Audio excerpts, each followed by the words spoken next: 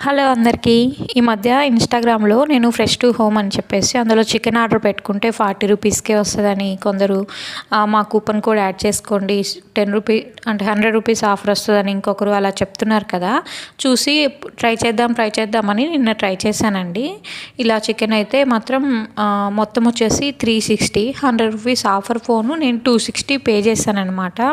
ఇంకొక 200 వచ్చేసి నాకు ఈ యాప్‌లో వాలెట్‌లో అయితే యాడ్ అయ్యాయి. డెలివరీ ఇచ్చిన ఒక 24 అవర్స్ తర్వాత యాడ్ అయ్యాయండి.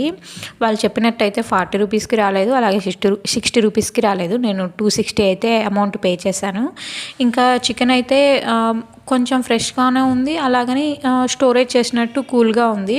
బట్ నేనైతే కన్‌ఫ్యూజ్ అయిపోయా. ఇది ఫ్రెషా కాదా అని. ముక్కలు చూస్తే మాత్రం ఫ్రెష్‌గా ఉన్నాయండి.